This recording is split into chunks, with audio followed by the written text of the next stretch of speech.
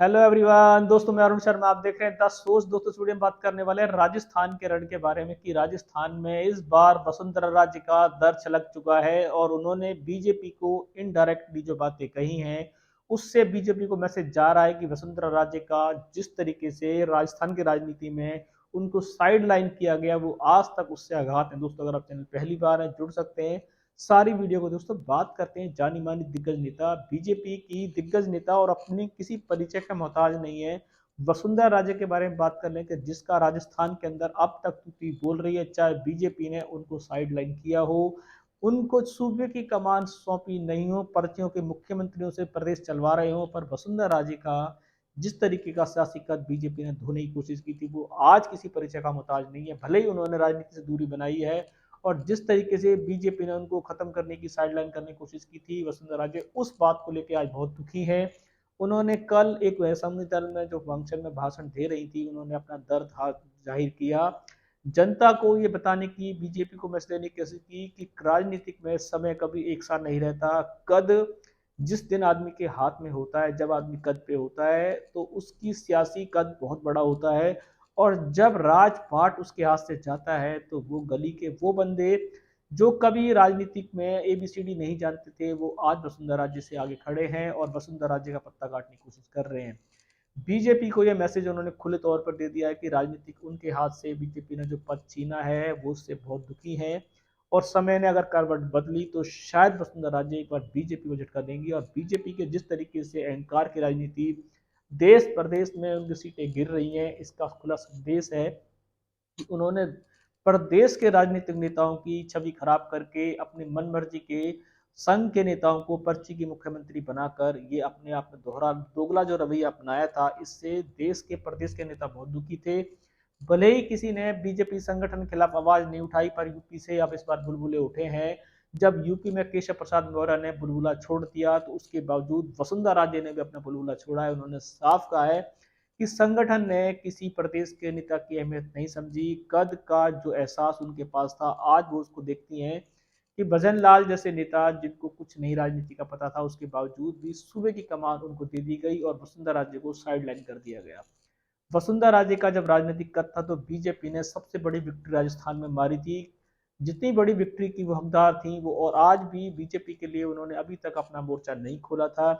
वो एक अंदरूनी मन से बीजेपी की बुराई करती नजर आ रही है क्योंकि वो नहीं चाहती कि बीजेपी को छोड़े और अपना राजनीतिक करियर खराब करे, पर बीजेपी ने उनके साथ जो किया उनका दर्द शब्दों में बयान नहीं किया जा सकता। जिस तरीके से वो आज इतनी बड़ी दिग्गज नेता होने के बावजूद भी एक राजस्थान में एक कोने में बैठी हुई हैं, उनसे बीजेपी ने कोई संगठन में जिम्मेदारी नहीं दी, खाली खोखली बातें की गई। मंच पे तक उनको दिया कुमारी की जगह दे दी गई, सारे मंचों पे शेखावत को जगह दे दी गई, पर वसुंधरा राजे को कोई जगह नहीं दी गई। इसका दर्द उनको अब ध्यान में आ रहा है कि उन्होंने कहा है कि बीजेपी को विधानसभा 2024 का इलेक्शन होने दो, उनको नजर आ जाएगा कि इस बार बीजेपी की ग्राउंडिंग कितनी खत्म हुई पड़ी है, बीजेपी के नेताओं में बीजेपी के लिए कितनी नाराजगी जाहिर होने वाली है। और इस बार का इलेक्शन जिस तरीके से बीजेपी लोकसभा चुनाव में दिग्गजों के अपनी मनमर्जी के चलते हारी थी, अच्छे अच्छे नेताओं के पत्ते काट दिए गए थे और मनमर्जी सिफारिश के पत्ते दिए गए थे, केंद्र की राजनीति को राज्य की राजनीति में जबरदस्ती डाला गया था, उससे बीजेपी धराशायी हुई है। राजस्थान में बीजेपी ने यही केंद्र की राजनीति करने की कोशिश की थी, जिससे इस बार लोकसभा चुनाव में कांग्रेस उनसे अच्छी खासी बढ़त लेके आई है, और विधानसभा चुनाव में इस बार बीजेपी का मुकाबला फिर कांग्रेस से हो सकता है, जब आने वाला समय बताएगा। फिलहाल तो अभी कांग्रेस उपचुनाव में बीजेपी को टक्कर देती नजर आ रही है। पर जब बात करें वसुंधरा राजे जैसे दिग्गज नेता की, तो वसुंधरा राजे जैसे दिग्गज नेता अगर बीजेपी की छवि को चार चांद लगा सकता है तो बीजेपी को उनसे क्या दिक्कत है। और ऐसे नेता अगर मंच पे अपना बयान साझा करेंगे तो ये बीजेपी के लिए कितना शोभनीय है। और वसुंधरा राजे जैसे नेता की छवि खत्म करना बीजेपी की शायद काफी टाइम लग जाएगा, पर बीजेपी उनकी राजस्थान से छवि खत्म करना उनके बस की बात नहीं है।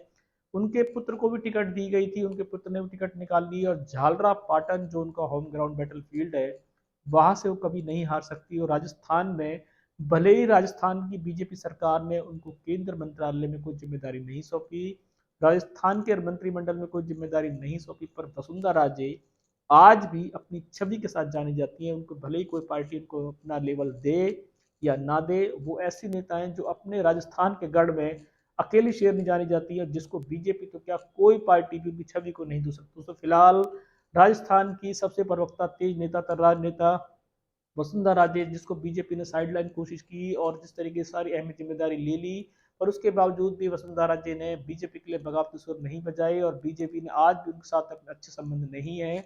पर एक मंच के दौरान वो अपना मन की बातें शेयर कर रही थी, जिसमें उनका दर्द जागा। उन्होंने कहा कि कद, राजनीतिक कद जब आदमी के पास होता है, जिस तरीके की वो नेता होते हैं, तो छोटे बड़े नेता उनका कितना सम्मान करते हैं, और जब उनके हाथ में राजनीतिक कद नहीं होता है तो छोटे बड़े नेता शायद उनको ओवरटेक करते हैं, जिससे वो आघात हैं और उस बात को लेकर वो दुखी है। इस पे बीजेपी को उन्होंने इशारा कर दिया है कि नेताओं की इमेज को बरकरार रखना ये पार्टी की जिम्मेदारी है, उनको तो समय रहते उनको जिम्मेदारी देनी चाहिए, जो बीजेपी ने नहीं की। इस रुझान पे दोस्तों हमने नजर बनाई थी। कोई नया अपडेट मिलेगा समय से पहले बताएंगे। अगर आप चैनल पहली बार है, जुड़ सकते हैं सारे वीडियो को देखने के लिए। दोस्तों मैं अरुण शर्मा मिलूंगा नई सोच के साथ। अपना ध्यान रखें। नमस्कार।